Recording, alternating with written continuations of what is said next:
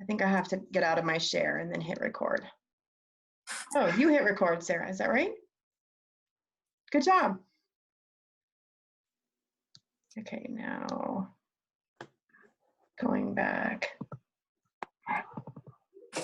Okay, so I have a chalice lighting. This is, it seemed appropriate. This is called Nothing is Static by Manish Mishra Marzetti. It goes like this. Look at our lovely chalice. Oh. The ground shifts sometimes slowly, sometimes like an earthquake, reminding us that the solidity we often love and seek is an illusion. The crumbling dust of the desert plains, the moist fertility of farmlands, the eroding coastline of tidal shores are all changing. Committees dissolve or are created, leaders retire or step away, ministers come and go, bylaws are amended. New experiences lead to new truths which foster evolution. The natural course of life always pushing us towards greater understandings of what it means to be human. Everything about our existence points toward change, flexibility, and dynamic recreation. And it's hard because change involves loss. Can we hold the losses well while not holding ourselves back?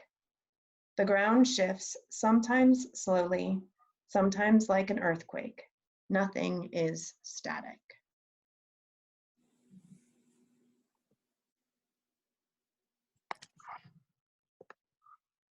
All right, so just overall, the way that this is like our general orientation, we, from the ministry side, we've been trying to stay grounded in the question of what does courageous love ask of us in this time? So rather than going immediately into, okay, well, everything we've done before, we should just move it online, to instead try to think how does our mission shift and change in the context of life in the global pandemic. And so how do we live out our mission and vision in these changed and changing circumstances? So we've really gone back to some of those foundational pieces that we've worked on over the past few years and tried to think about like how does that vision play out now? So one of those, I'm going to give you 4 strategies actually that we've kind of lived into or tried to think about. The first is what all of you have experienced as what we call distributed online worship. So we say distributed because we've tried to recognize that getting there on Sunday all in the same place is not necessarily our best strategy. That instead we try to think about like that different people would have different comfort levels, different age and stage would have different capacities to sit down at the same time.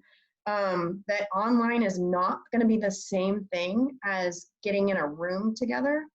And so we try to deprioritize the idea of us all being exact. Like some churches have done, well, they've just taken this opportunity to say, okay, we're at 10, and they do all ages, all at 10, and we didn't think that was what our vision and mission asked of us. We tried to think instead about making it distributed across like all the different ways people would want to try to access it, which gets to the first major goal of our online worship, which is that it does try to meet people at different ages and stages, including what I would call our first innovation around family worship.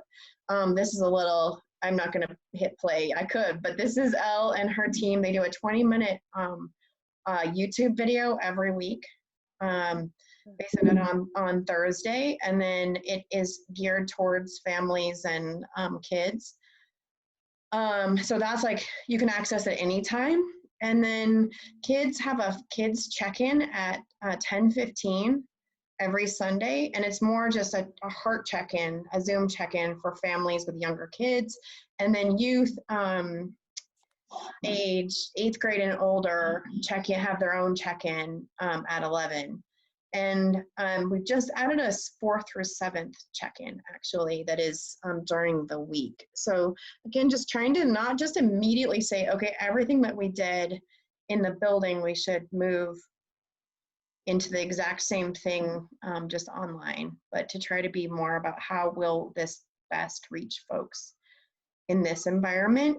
And then that gets to the ways that we've tried to reach different sorts of wanting to interact. Like some people really love this Zoom environment where we can see you and you can see us, and that's really fabulous. Other people are like, I really want to remain quite anonymous and watch it on my TV, or it really isn't about anonymity. It's more about just what they have access to.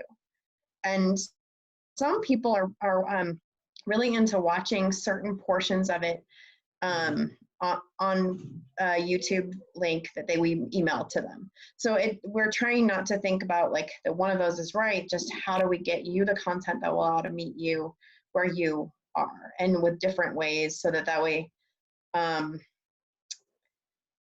we're trying to meet you as close to what you're able to get to as possible. So overall, in all of these, our goals for our worship experience is I identify in these ways. First of all, that it comforts and provides, it comforts people. That comfort is a high priority in this moment of high grief and anxiety, but also that it's providing a practice you can see on, it's like 7 or 8 minutes every Sunday that we're doing some sort of deepened practice of meditation or prayer, so that it's a practice that people might be able to pick up again later. It also is trying to engage folks in meaning making per our mission, for meaning making in this moment, which is not simple. It invites us, it calls us directly into service through very specific asks, either through identifying the ways that we are resourcing our community partners and inviting people to participate in that, or through giving the resources of those who are in financial distress. It engages a power and anti-oppressive lens. In other words, identifying the ways that different people are impacted differently. That it's a unit, all of us are impacted in this moment, but we're impacted differently. It connects us to one another and to the call of courageous love even in this moment. And something that you hopefully have recognized, which is it serves the movement of Unitarian Universalism and courageous love far beyond our own congregation. And that gets into the invitations that we've had, the partnerships we've had with other congregations in the last few weeks. We're going to actually, this Sunday we have Two Rivers UU, which is the church I served before Foothills, is joining us because their minister had to leave town suddenly. And so they're just coming with us. And then the week after, actually, we're going to do a fully collaborative service with Cleveland, the UU church in Cleveland. I worked with their minister this week to try to think about like what pieces he was going to do, and he's going to do one of the homilies. So they're a 400 member church. So that's really exciting to think about how we can be in relationship and be together far beyond just like Northern Colorado, and really think about that. And I hope just continues. We have folks, it was so great to have Jeff light the chalice last week. It just reminds us, like Jeff Barnes and James Smith, they live in Costa Rica, but they're fully members of our church in Fort Collins, Colorado. So I hope that worship is drawing attention to that and serving that. Here's just a little bit of data. Every Sunday so far, over 500 people or so are attending worship online. That's the average of the last 4 Sundays. Data for worship online is always a little squishy, because some people, I'm sure you've done it, like you scroll through a live broadcast on Facebook, maybe you watch for like 2 minutes, and then you're like, yeah, and then you go do something else. So the Facebook numbers, those are squishy because of that potential. But also because somebody could log in and it's one login, but there could be 5 people at their house. So there's formulas, there's like best practice formulas that help us figure some of this out, but this is our kind of best estimate of how many literal people, not logins, that we're seeing on average right now. Of that, now this really gets like confusing, but this is one of the ways we calculate how much engagement is happening on worship is through hours watched. So there's been 1,950 hours of worship viewed. That's a lot. That's like a lot. That's a lot. We've had 4 Sundays. So how people worship, that we've identified there's an even split between 9 and 11. At 11, it's an even split between Facebook and the stream. So 20% watch the website stream on Roku or on some other version of smart TV. And 27% of people watch the services on demand. That means like they don't watch it on Sunday morning, they watch it later. Interesting, right? So online viewers come from 30 different states and provinces. The provinces are Sean's family, let's be honest. But 30 different states, that's phenomenal. 1,600 people have watched our videos on our YouTube channel in the past 4 weeks, 1,600 distinct users. We've had a 65% increase in our podcast downloads in the last 4 weeks. Okay, so that's worship. Now I want to go to our second strategy, which is what I identify as our community care and spiritual deepening provided through our circles. So we have,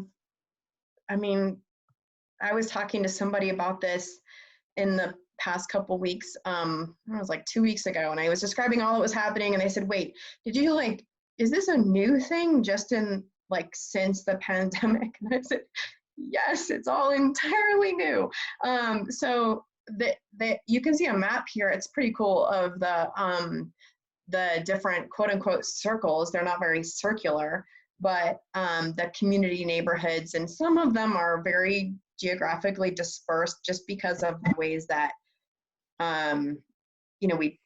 we tend to be within the city limits of clusters, and then there's a lot of outliers. So the colors give you a sense of kind of how those distribute. And we have 23 circles. Oops, not quite ready with that one yet. 23 circles that are mostly very geographically connected, but demographically diverse. We have a wonderful data analyst and our relatively new staff member, Amy.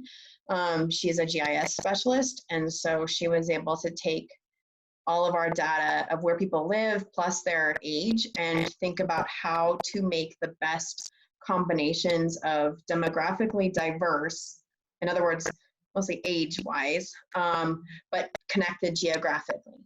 So that way you wouldn't end up with, let's say in a given neighborhood, you had a lot of folks with the same age range, that you would think about that it would automatically recognize that and then find folks from a very nearby neighborhood and distribute those accordingly. So if you wonder why sometimes people that are next door neighbors are actually in different circles, that's why.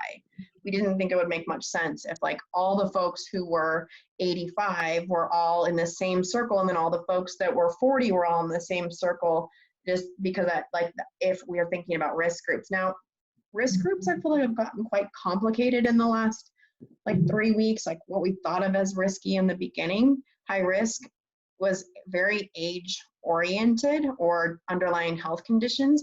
As we've gotten into this, we started to think it certainly that's a factor, but also if you're still going to work, that seems like a really high risk factor.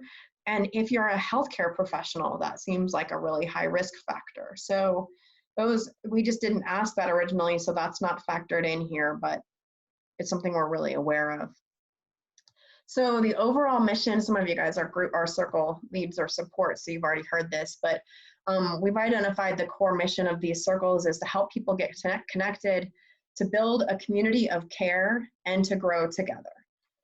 We're thinking of these things as circles as not just for now, but over the long run, to continue these relationships. I think it's really powerful to build these relationships that are more, closely connected. And we've seen a lot of folks that were a little peripheral to church a month ago suddenly show up and find meaning in this more of a relationally based sub-community. So the main, the practical goal here is to make sure that people have the friendship, the medicine, the groceries, and the spiritual resources that they need in order to move through this time. We identify that some folks are going to be like immediately jumping right in. They're like, yes, I definitely want that. And others are like, yeah, I'm pretty much fine. And so that's a wide spectrum, but we try to build this as if the possibility of a multi-month shelter in place was a likelihood. And so we just imagined like loneliness is a very real threat, real risk for folks. And in addition to all the other like risks, that just wanted to build the infrastructure so that if as this continues, people are seeking relationship, the structure is already there. And we also are right away putting into practice and putting a lens over the top of it of our path of Unitarian Universalist spiritual deepening, so that it's not just social, that we're providing it as an opportunity to go deeper into what we've identified as a path of Unitarian Universalist spiritual deepening. It is open to anyone, regardless of Foothills like prior affiliation. We actually have about, I think, 5 or so families that are totally new, never been involved in Foothills at all, and now have been coming. They've only ever been to online services and are in circles.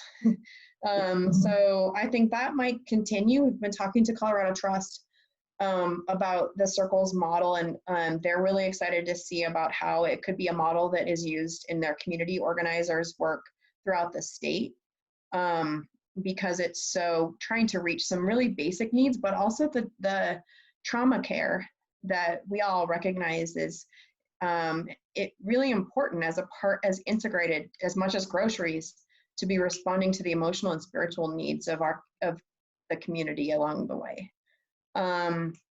We are not, the big question we're kind of like wrestling with is how best to integrate family ministry and the pre-existing groups into our circles strategy. So I just like name that as that's something we're just not clear on. Like when Eleanor's doing parent check-in on Thursdays, that's not circles based. Is that detracting from people's relationship within the circles? How would we equip circle leaders to provide sufficient relationship and support for families? We're not clear about that. So, but it's a question we're really aware of. Overall, circles have an average of 52 people in them. So it's a lot. It ranges from 40 individuals to 80 on the high end. That's not adults, that's individuals. So that's children and adults. Some of the time when it's like on the lower end, that's a lot more adults. The 80, I think, it just happens to have a lot of kids. Either way, some of that was just like the way that engagement happened after we formed them. So whereas when we started, they were all pretty even in size. Once they got folks fully engaged, some of them ended up with some more than others. Most of them have 50%. Over 1,200 individuals in total are engaged in our circles. So I've always said in the church that we had about 1,200 people, but seeing actual names actually be engaged has been a little mind-boggling for me, to realize the full extent of this is not just folks who are like, oh yeah, I sometimes have been there once in a while. These are folks that have in one way or another affirmed their desire to be engaged to this process. So like 1,100 people filled out our household form. That's just crazy to me. That's a high degree of engagement for them to give us that degree of information. So, and I have a sense like as we continue this work that will likely grow. I mean, depends how long this all continues, but assuming that we're here for a few months at least, then, I mean, a degree of sheltering in place to some degree over the next couple months, I think people are going to be really looking for tools and resources. So we'll see. So Circle Leads have been reaching out to every household in their area. They've done everything from like individual phone calls to emails, and have begun weekly gatherings with Zoom, and they have Facebook pages and just different ways, again, trying to go back to that, meeting people where they best can connect. And then in turn, Kristen and Sean and I have each taken like a cohort of the leads. So there's about 50 Circle leads, leads and supports. So there's usually at least 2 leads and then 1 or 2 supports. Circle 8 has 6 leads. I don't know what happened there. So it's just variance, you never know. So we've each like established a weekly check-in, an hour-long check-in with our, we call it like a cohort of Circle leads. So that the idea is that we are like when we are shifting to the ministers have a direct relationship with these leads, who then in turn have direct relationship with their households. So we're trying to equip and companion the leads so that they can companion and resource their circles. Just being really aware of how to scale pastoral care and all the various like grocery coordination and medicine coordination, financial support, all that stuff. We started to think about like how would we scale that as need increases. And also I think there's a strong need amongst folks to feel of use and to feel in service at this time. And so how will we help our folks? Like, how can we best scale resourcing people? And and inviting them into service. So that was like, if we could each take somewhere, I think Sean has 2 groups, Kristen has 2 groups, and I have a group. So in each of our groups, I just have 1. And we can each resource them and really companion them, then they in turn can identify sub-leaders within their groups that they're resourcing, so it just becomes a little more sustainable. And also it really becomes a vision of the church being the church, the people of Foothills caring for one another. And I think it's actually really living out our covenant in ways that are even more powerful than what we're often able to accomplish. So it feels to me on even more like a full embodiment of what Unitarian Universalism is meant to be. One other little thing innovation in the process, we've started this new process called Foothills Checks In. This week we had 550 people check in with a little heart check-in on Thursday. That's where Sean has created this incredible tech process, this tool that takes those check-ins, and then if it reaches a certain level, it auto emails the Circle leads to check in with that person. And then it also flags us, the ministers, around those same levels. And then we've created a process to like distribute across each of us how we escalate, and how we then interface that information back into their data for our membership database, so that way it's not lost. We can kind of track how somebody's doing over time. And there's a full interface that allows over time to see like, okay, on this day we had 87% of folks were in the red zone. On the next week we were at the 86%, and kind of look at fluctuations over time. So that's all new in development.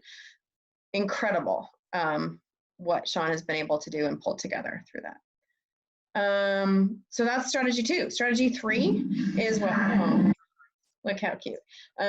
So lots of you clicked on, maybe all of you,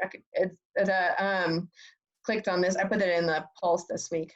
That's Annette's. If you haven't seen it, you can check it out on, I put it in the Pulse so you can watch it. It's sweet. And it's also sweet to see her in the building. So our 3rd strategy is to resource our community and our community partners in particular, and think about how we can leverage our community on behalf of the wider community. This is not like, this is who we always are. It's just there's some different shifts in how we're able to do that through this time.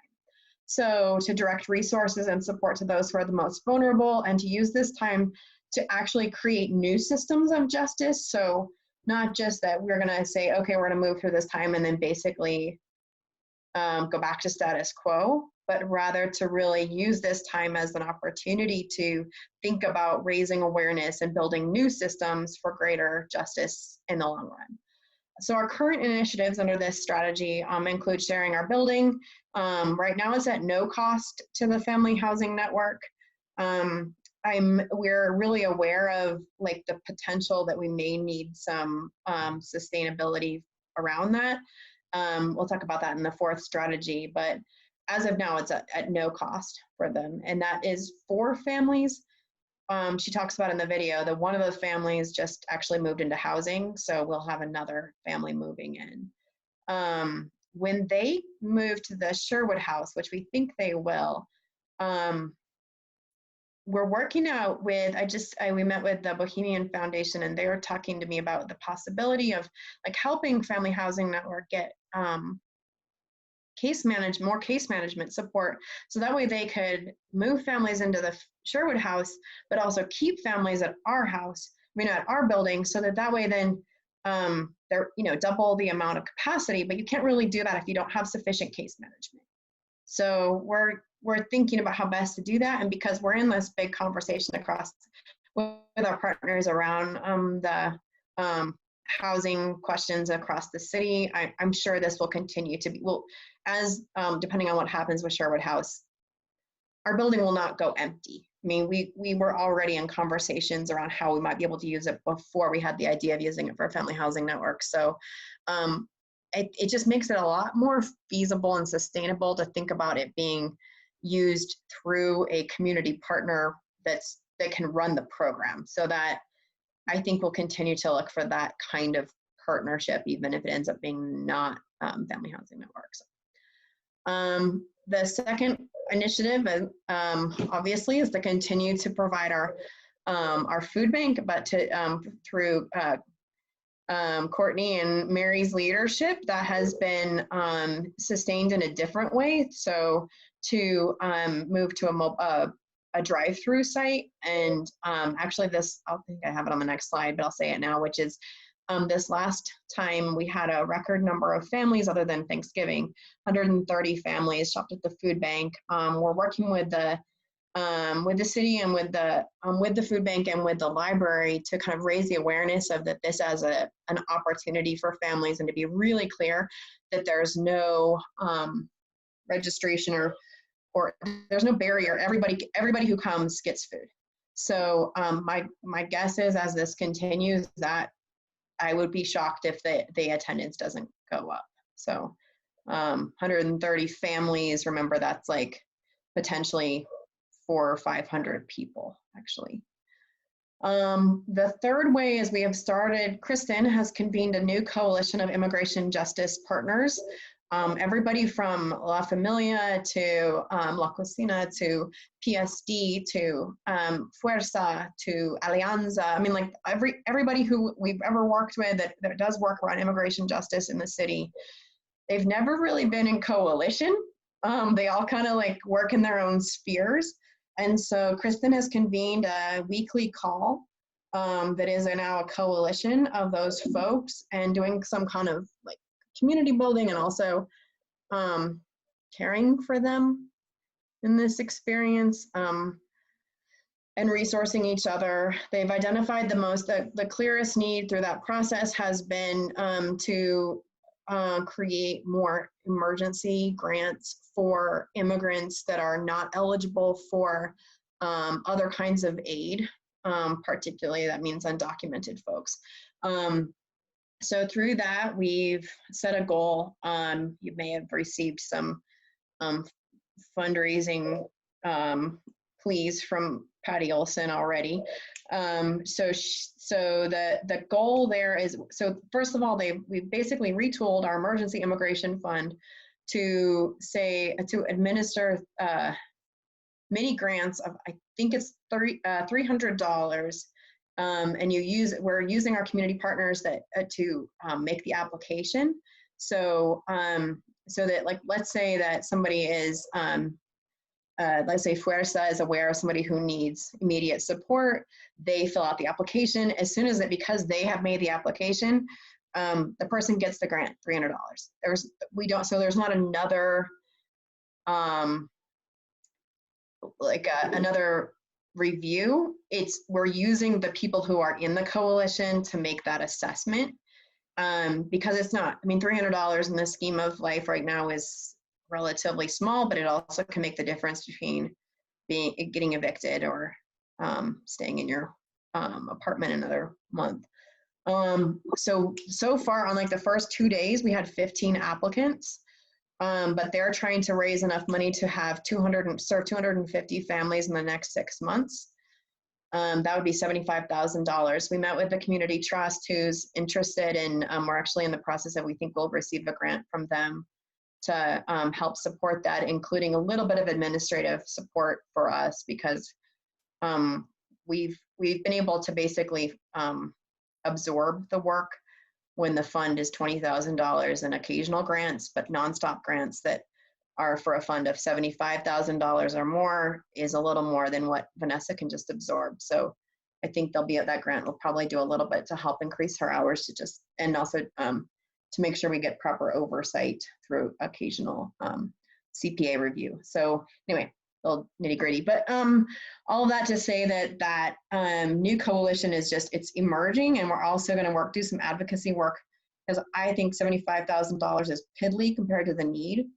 And I think that the state should be taking more broad scale action to respond to that need. So, I mean, obviously the federal government is not going to respond to that need, but I think our state probably could. So anyway, that's coming. And then finally, our last initiative in this area is to reassign staff. That means people who are otherwise, they're not really working, we're paying them, as we made a commitment to continue to pay staff at their same rates, even if their work decreased as the building shut down. But as we've continued, some of those folks, we've started to talk about reassigning them to some of our community partners because of their increased needs, but not increased funds.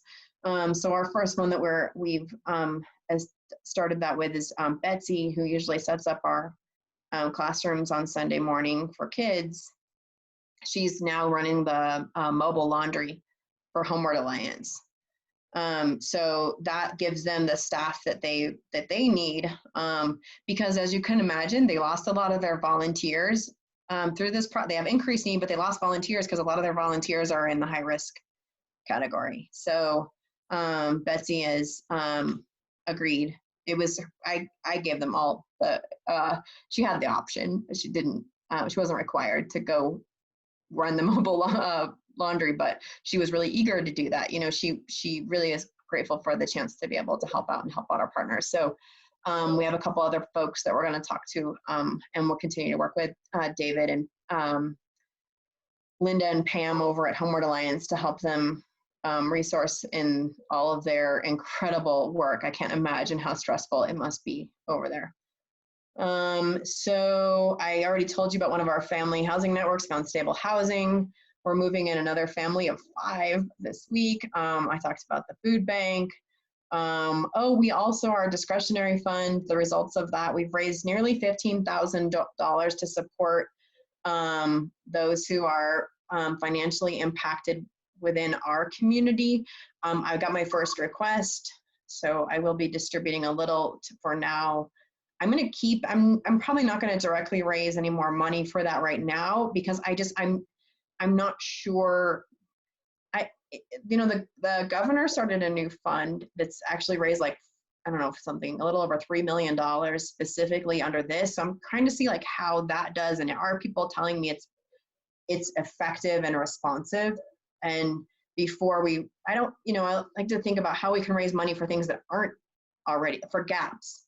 And so $15,000 is an amazing beginning. We did that in 3 weeks.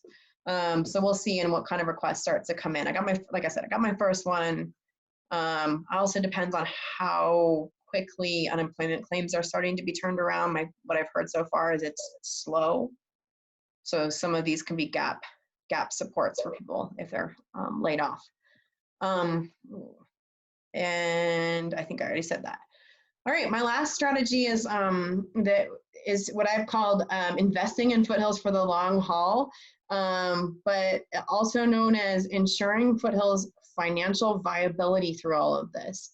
That we need to be thoughtful about ensuring that we're being good stewards of our resources and our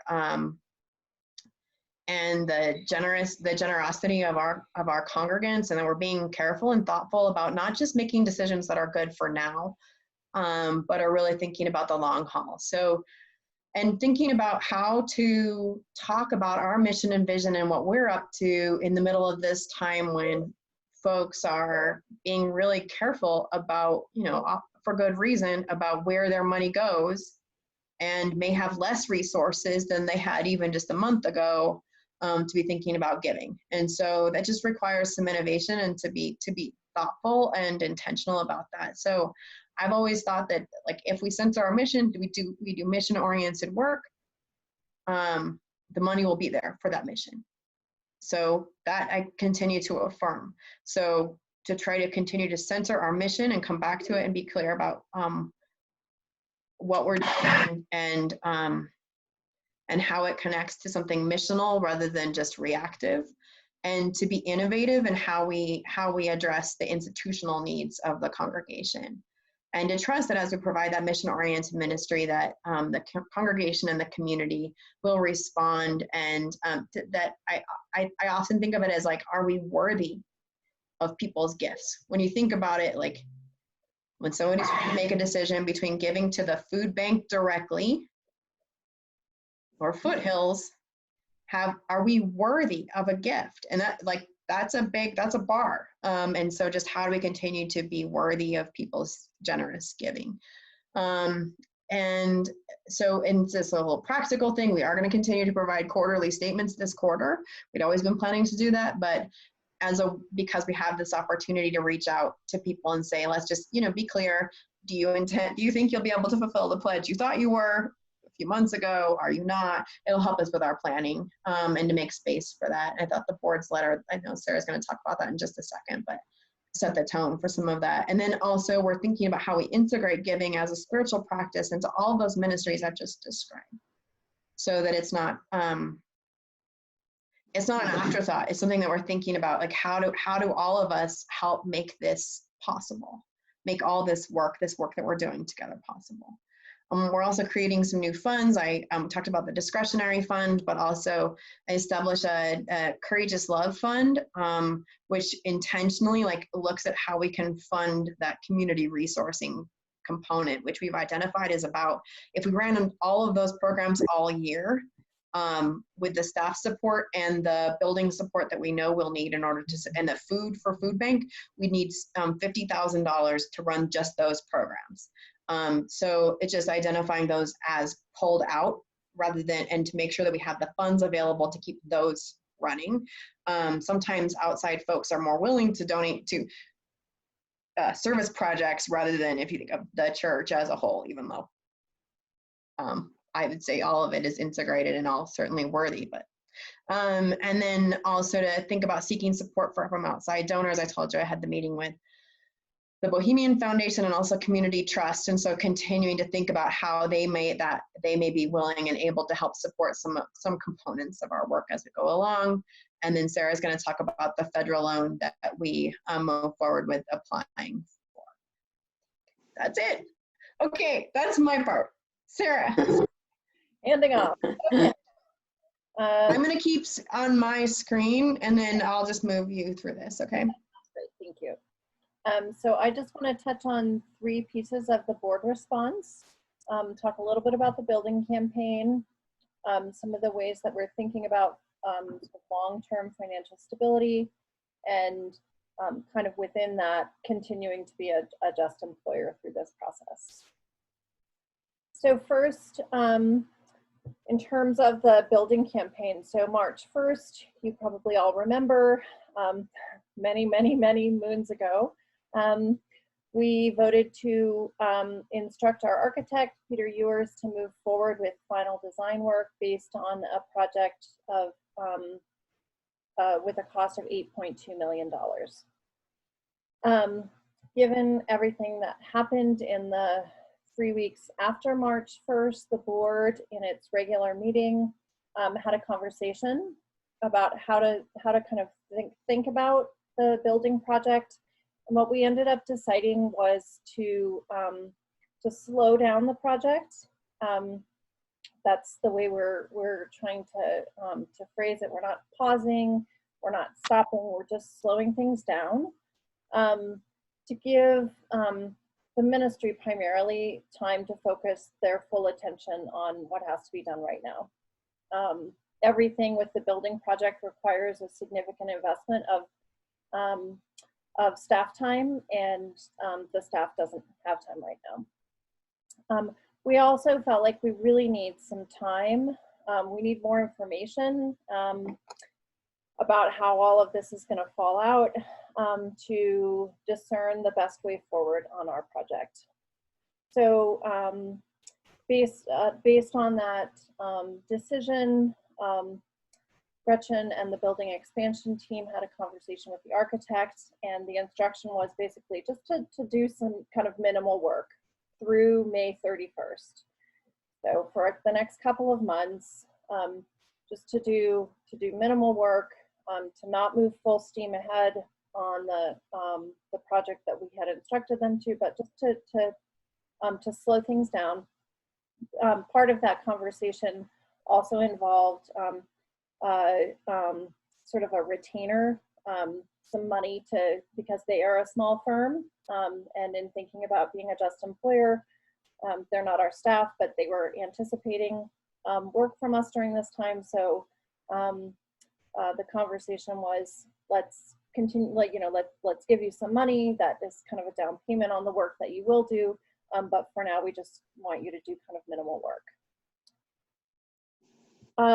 So all of that is in preparation for our May 31st annual meeting, which we're anticipating will be fully virtual at this time.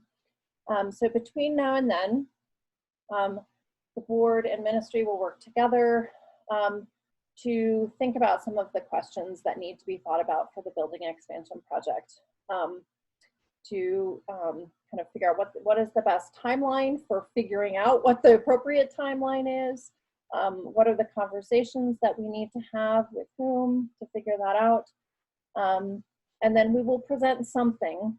I'm not promising right now what it is that we will present, but we'll talk with the congregation about where our thinking stands.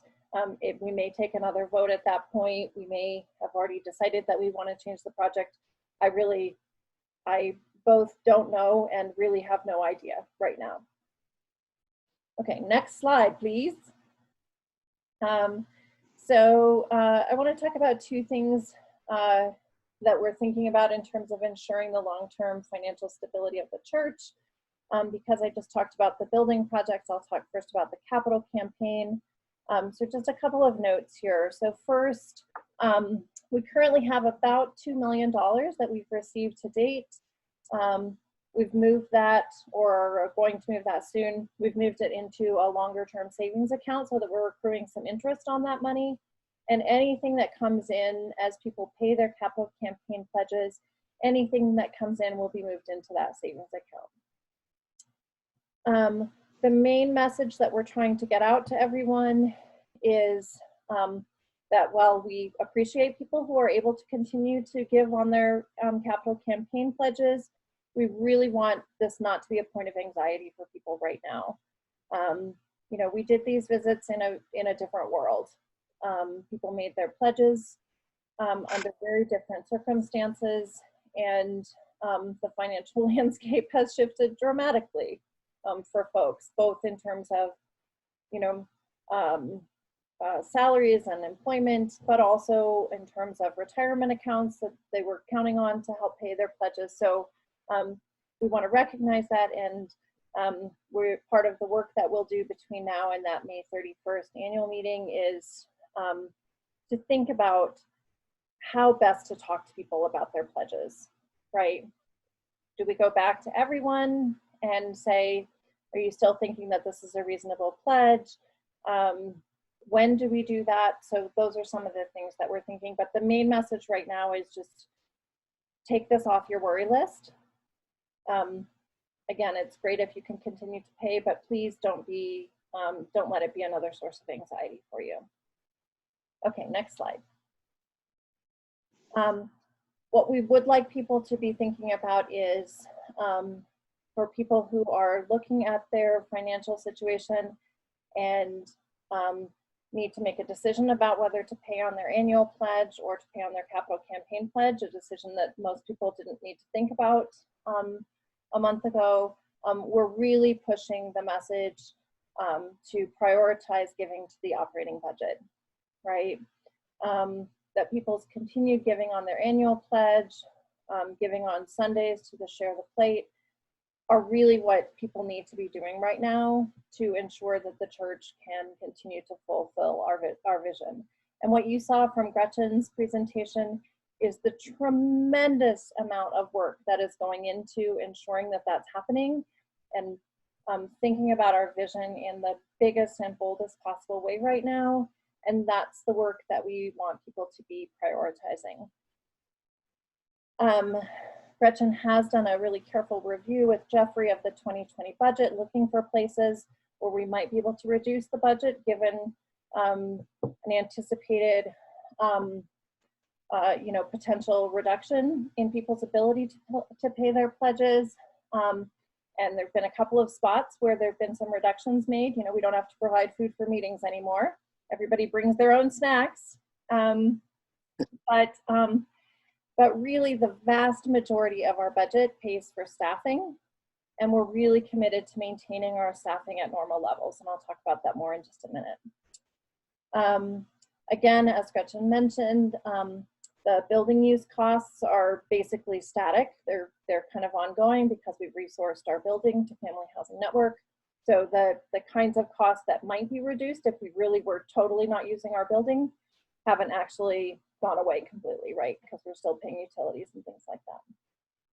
Okay, next slide. Gretchen. Sorry, it's not moving. Oh, there it is. Okay, sorry. Okay. So we're really committed to continuing to be a just employer throughout this time. We're deeply committed to caring for our staff, even as their jobs are shifting dramatically. And here are a few ways that we're doing that.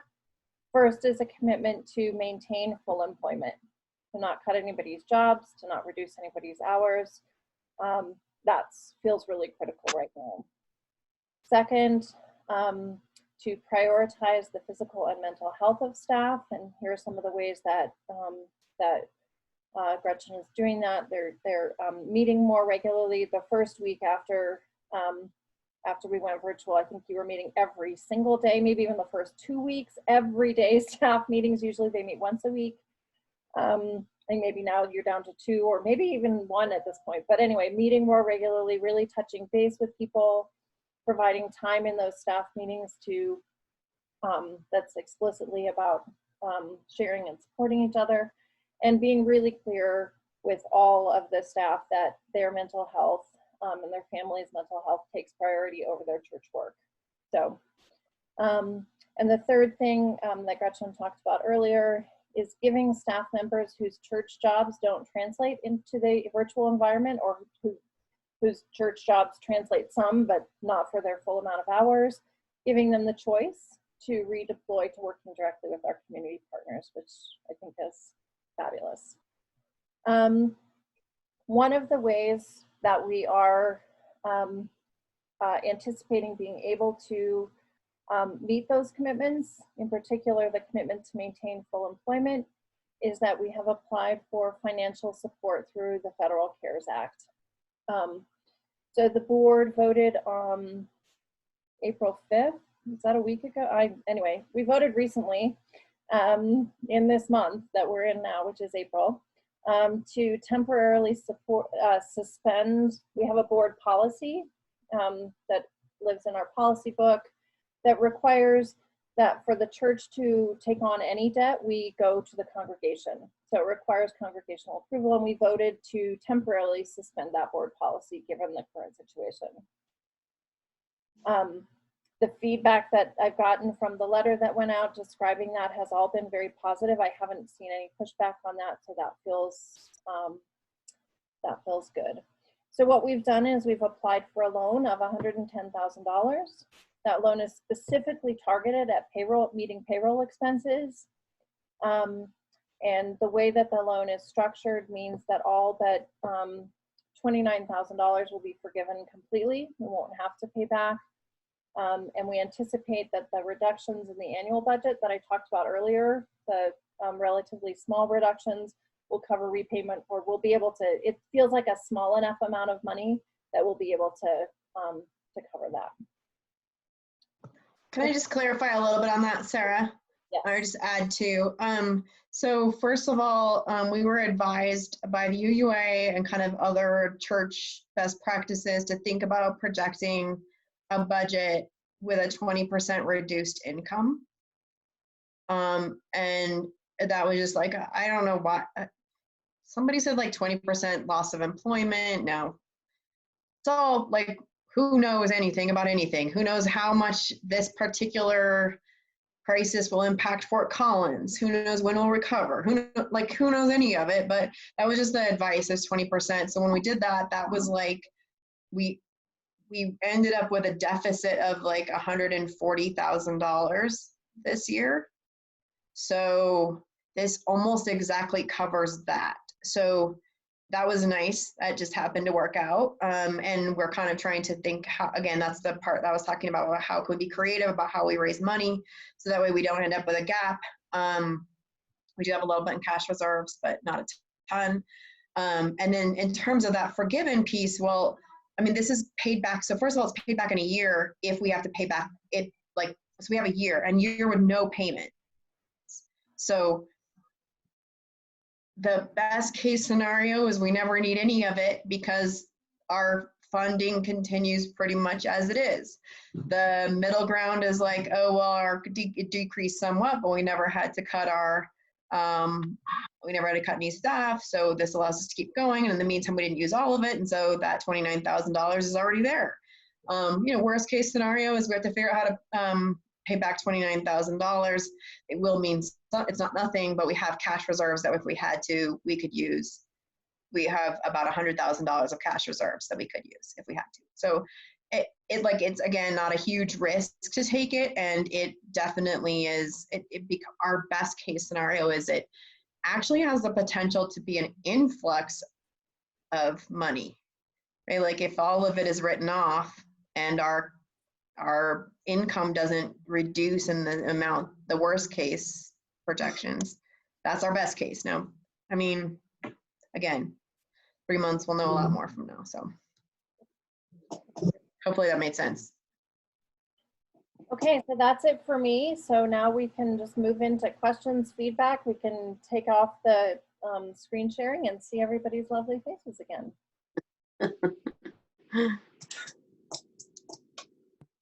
I like the dance party idea. I know. I'm having trouble connecting to the internet. Take a look at the help section in your Alexa app. Sorry, my Alexa's talking. Oh. The Alexa in my office, she's gonna say something again. For some reason, it will not connect to the internet no matter what I do. So it just occasionally tells me that it can't connect to the internet. So it was letting me know she still can't connect to the internet. Okay, anyway, back to your question.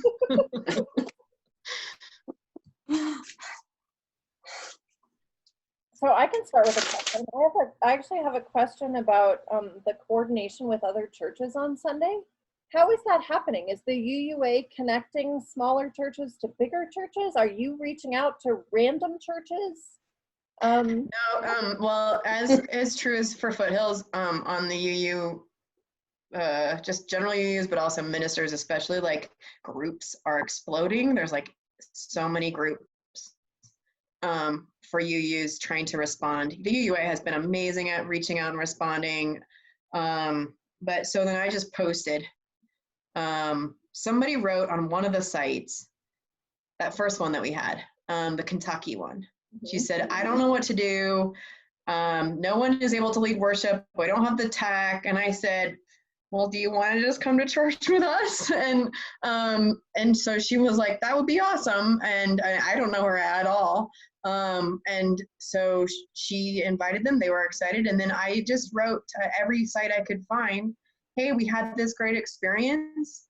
I can imagine as like, especially people who are part-time or lay-led, like this is going to be really hard and exhausting.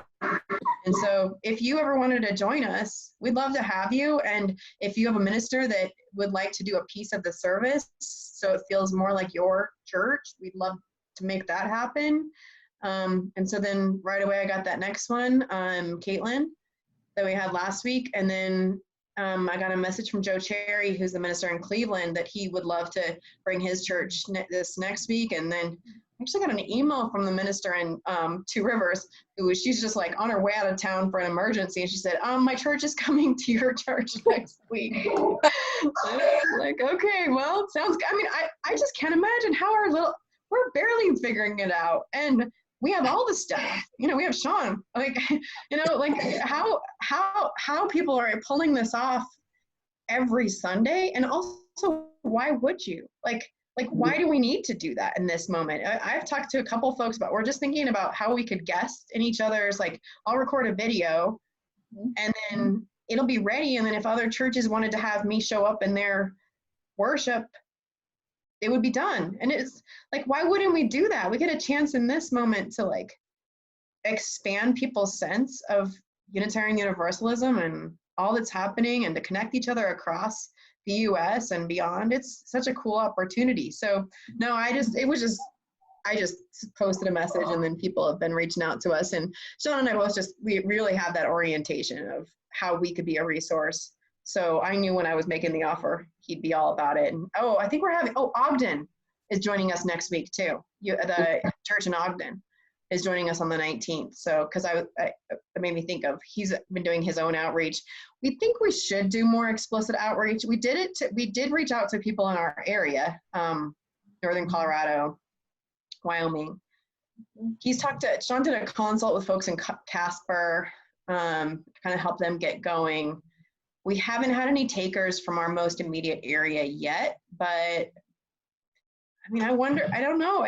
How should churches with fewer staff, and like, how should they imagine over the summer that they're pulling this off?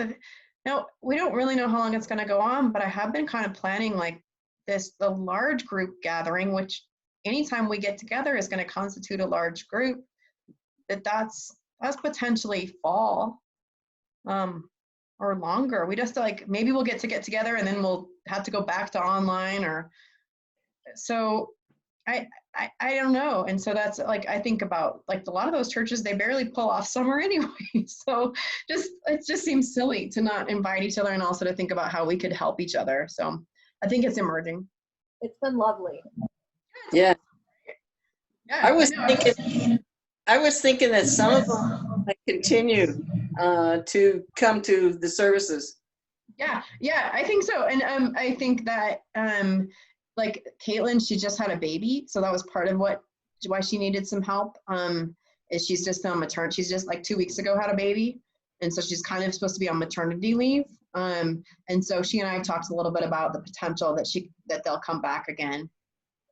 So I definitely think that, like, I mean, individuals might choose to come back, but like as whole churches, I could imagine that maybe, they'll just start to get used to certain relationships and the rhythm of how we do church and want to just come back. So I want to thank you for the presentation, because I knew a lot of these pieces, but not the whole thing together.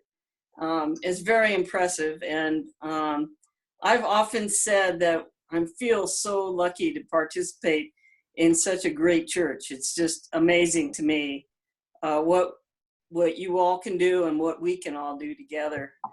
I'm really struck by that. So, and you're welcome. I'm excited about the coalition idea, And I'm involved with the Racial Justice Committee, and I think that there may be something parallel that we might be able to do with other churches and other organizations in regard to racial justice. So, yeah, Mary, I really agree. And I think especially as this, Doug from the other room, as the numbers are starting to come out about the disparity of impact, and to think about, how we really engage a racial justice lens through this, and to think about how we use it as an opportunity to raise, and this was not like the disparity in healthcare and in health outcomes based on race was already true, right? But this is an opportunity to say this to deal with it more explicitly. So I think I've already started to think about like how might we engage that question. I mean, it's so complicated, and it's complicated even when you could sit in the same room. So to kind of, I think we're learning a lot with Kristen, and a lot of those folks have already, they already had a lot of relationship. And so that they have some good foundation to work on in order to then do this work together over Zoom. But I think it's definitely on my mind to think about like, what's the racial justice component of this? Yeah, I think it's awesome. thanks. Hi, Diana. She can hear us. Hi, Bonnie or Tom, raising relay. I just wanted to add my 2 cents to that. As I think your presentation was very, very informative. It's probably the most information I've ever gotten in one place about the workings in the background of what goes on, to make things happen in the church. I don't know. I guess I thought it was magic. I mean, if you've gotten any of my outgoing messages, I turned mine off because I was like feeling like everybody who was going to get a message already had gotten my message. But those first couple weeks, it was rough because we were basically like rebuilding all of how we thought about the church, and also in the midst of what we're all dealing with, which is trauma and grief and feeling unsure and learning like crazy. So. But I did, I had it on my list to do this meeting the first week, saying, okay, here's what we're thinking. But every week I go, I'm not ready yet, because I just didn't have a full idea. But I think I really wanted to share with you guys that I'm thinking like every couple weeks doing something where we just say, here's what I'm seeing, here's some data, here's how people are engaging, because I just think it's even more true than usual. You can't really see how other folks are engaging, and so it gives you a sense of how the story is emerging. And we are, by the way, you didn't ask me this, but I'm going to tell you, it's we are doing a paper communicator. I know you all were wondering. So we did officially decide, and we're going to do it as a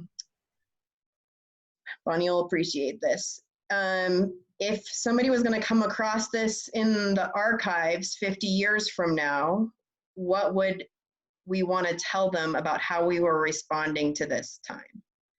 And so just thinking about like each of us writing from the perspective of this just happened, so dear Foothills of the future, here's what we're seeing. So we think it'll take us the next couple of weeks to pull those articles together, but then we're thinking, who knows, shelter in place, what's all going on, but we're thinking we'll send it to a printer who can at least do the printing, and then maybe we'll be able to get a small group of people to come to do a mailing, get it out by the middle of May, end of May, which hopefully by then it isn't 100% outdated. But just that's the only way I could think of it not being totally outdated, because things are shifting so much, is to think about writing to the way future. So, and also we loved your article, Bonnie. Bonnie wrote an article about the 1918 flu and Fort Collins responding. How this isn't the first time we've had a pandemic. There was very little information in our archives. I figured, right? Yeah, very little. You made it sound very interesting though. So, but I mean that's partly like I just was thinking like if what would we want to know about how about what they were doing then. And now they were a very different church then. It was very small, barely making it even before the pandemic. But, you know, we're living, I say it with my kids all the time, but we're living in a moment of history. And so it's important that we document what we can. So, yeah. And just because you don't have enough to do, I thought, I did have the thought that you're doing so many different, wonderful, innovative, new, and all of these different engagements and so forth. We have to be careful or sure that we carry that forward somehow, that we think about, you know, all of a sudden this is going to change, you know, and in 3 weeks, the governor's going to say, oh, hey, everybody go out and do your normal thing, and then we go back to church, and we'll lose all of this if we don't think about what lessons have we learned, what do we want to keep, how do we want to make sure we carry forward with some of this great stuff that's been happening. Yeah, for sure. And I think that's it. That's definitely, so interesting. There's a, so I used to have this countdown, I still kind of do, but about Trump's, the potential reelection or non-reelection of Trump, that like the 4 years. And my countdown was like we all have a countdown, but my countdown was more like, okay, we have between now and then to get folks in, like, who have been activated and engaged in new ways as a result of his election, to make that sticky. So that way then after his election, we're engaged in the same degree that we are, after his hopefully non-reelection, whenever he's gone. We have until then to get folks to stay engaged. And so that we don't lose that's the wonderful opportunity. And so now I kind of have this new countdown of, I freaking want this to be over. I'm really ready for it to be over. And at the same time, I think, like, how are we going to make sure that whatever this opportunity is, that we're really like embracing it. I had in my circle leaders the other, I don't know if any of you are in Lindsay and Seth X, their circle the other day. Lindsay said something like, she has 2 little kids that are like running around in the background the whole time. She runs the city sustainability program. She's working from home. She must be totally overwhelmed and busy. But she said, I'm thinking, I'm never going to have this chance again to be with my kids in this, this is a unique opportunity. And so I just want to be here. I want to be in this moment. And it was a gift. She was like, yeah, I did really well yesterday, and then today I was on 7 Zoom calls. So it was a humanized expression, but it's just kind of how I'm thinking about the church is, how we're never going to be in this exact moment, but there's so many opportunities for us to learn from this. And so how do we, it's part of why the circle strategy is so important to me, because I think it activates that 50 people are in leadership, and then in turn are in direct relationship with Sean and Kristen and I. So we have such a wonderful opportunity to help folks, some of whom have never been in leadership in the church before, to grow and to feel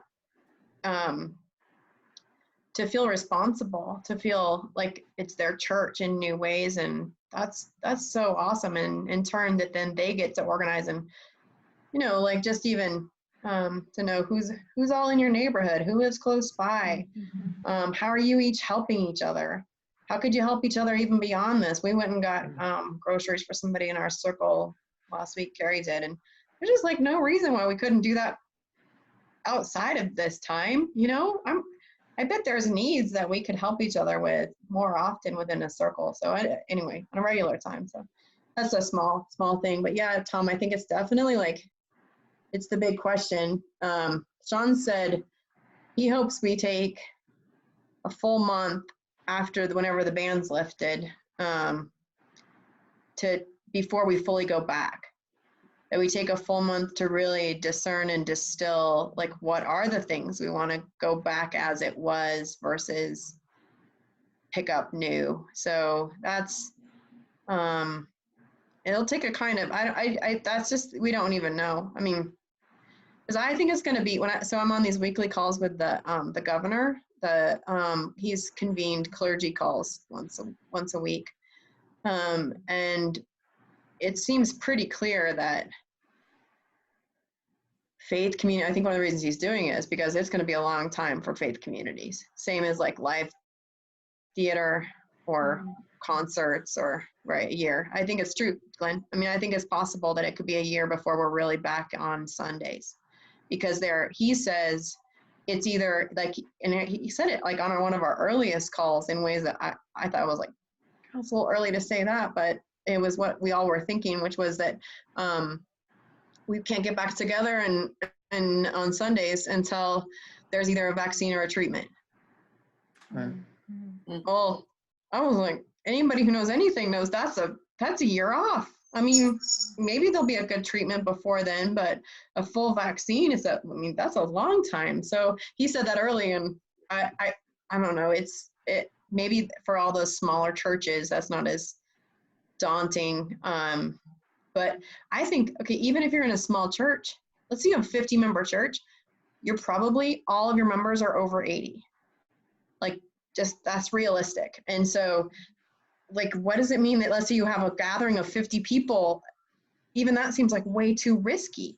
So I think the combination to me of what church demographics look like, high risk, high population of high risk, and then for us, a gathering of, 100 at least. And so it's that, I think it's going to be a while. So that part, but I think I've imagined the circles. Sorry, this is like a lot of me talking. I'll stop in a second. I've imagined the circles could think about house watch parties together. So like, let's say that they let us do small group gatherings, then you could get some of the circles together to watch the Sunday service together, so that you really strengthen a sense of sub-communities that still abides by the reduced interaction. And I think there's something pretty awesome about that, actually. I don't really love video. I said this to you guys who were at coffee hour last week. I like the live, not for film. I didn't go to a film degree, like I like being in the room together. So that's what my ultimate hope is. But that's what I'm waiting for. But in the meantime, being able to be in the room together with a few groups of other households could be really powerful. Right, you could each do a live chalice lighting. It's like there are some really cool possibilities, especially for those circles that are like, there's a lot of people in the Timnath-Windsor area. We've always thought about a potential of like a sub church out that was Timnath-Windsor, and so maybe this ends up seeding that. And so we end up with a little, what do we call it? Sorry. Satellite. Sorry, words. A satellite out in Timnath or Windsor that just happened because those folks were already in relationship. It's so hard to start a brand new entirely thing, but if they're already in relationship in a year from now, then we can start to think about like putting live folks in the room with them. Some of them here, some of them, get one person out there. So anyway, it's just like that I think is very exciting, and definitely for the future. That becomes the northern vision of Northern Colorado. It's the vision statement number 7 about making Unitarian Universalism accessible to everyone in Northern Colorado.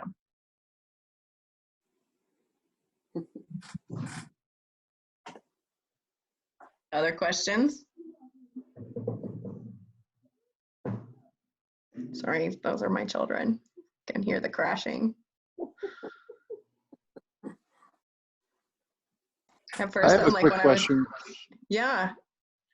I was wondering if there had been any thought about publicizing what we're doing now to the larger community beyond our church as a option for other folks. Tell me more what you mean. I don't know. A news article or a TV spot about how we're dealing with I think honestly, I've been working with a lot of people, and we are doing a lot more than like a lot of groups have been able to pull off, with the Facebook Live and the Zoom and and the community circles. I actually think this might be a useful, in my kind of best of all worlds, like we come back to this with more people than we had going in, because we got enough people who really needed it at this time. Yeah, so my first go at it was I did an interview with Joseph Moore on KRFC. And cool. described all of our work. You can find it. KRFC is up on podcast, so you can go to their website and find their. I put a link in the buried in the Pulse this week. It's in the middle between various memes, but you can just go to their website and find it. Click on Faith in Progress, I think is the name of the show. And click on, that's under podcast. So go to podcast, Faith in Progress, and then we're the first one that's there. It's about a 30-minute conversation I had with him of describing what we're up to. Conversation over Zoom. But I think there's a lot more, Doug, that I think if you're wondering why you're seeing the Easter ad a little extra in your Facebook feed, I did pay some money to push that out a little bit. But I think I've been thinking that social media is probably a big way to go to do some promos. And once I get a couple more weeks in, I'd like to turn some of those meditations that Kristen's done a lot of, but we've all kind of participated into some YouTube playlists that we could push out for people as meditations, and just kind of the TED Talks model, where you can go to a playlist and it's all under a same topic under TED Talks. So then also maybe we have homilies all under a certain topic and we push those out, or poems under a certain topic, or I don't know. I just thinking that I think if we could push those out as content, that could be really attractive. It's just trying to reach folks who are skeptical about church. And I'm sure you're getting in addition to my Easter ad, you're probably also getting the same ads I'm getting of every evangelical church in town is seeing this as an opportunity. And so how do we break through to help people think of it as something that maybe when they might have dismissed church, but that is really vital to what it means to survive and thrive in this time, and to really be a part of community and to have a place of meaning and connection. And so it's just trying to think, that's why I thought of YouTube playlists, just to think that it might attract folks who they're TED Talk oriented people, and then to get them into a live exchange. Anyway, those are yes, if you have other ideas, let me know. Or if you, even better than ideas, if you'd like to take up a project on it, tell me. Because the only reason I haven't gotten to the YouTube thing yet is I haven't had time, but. I could probably get my wife to do that. She's not really doing much these days. Oh. Yeah, I know Just she's kidding, she's a slacker. Total slacker, yeah. Mute them now.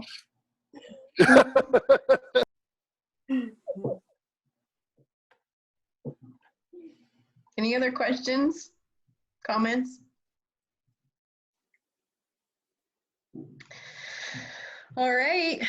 Well, I had a thought of doing a Good Friday service, and instead I ended up doing a town hall. So we'll call this our Good Friday gathering. So it's been so good to be with you. Thank you for showing up. And if you talk to folk that weren't able to be here, or just folks who in the church who are they tend to like the sort of information that we shared here, please let them know to look for this. I will put it in the Pulse next week. We'll post it on the website. I'll put it on Facebook, try to make it available, but just let them know that you can help them know like what kind of information we shared. So, Okay.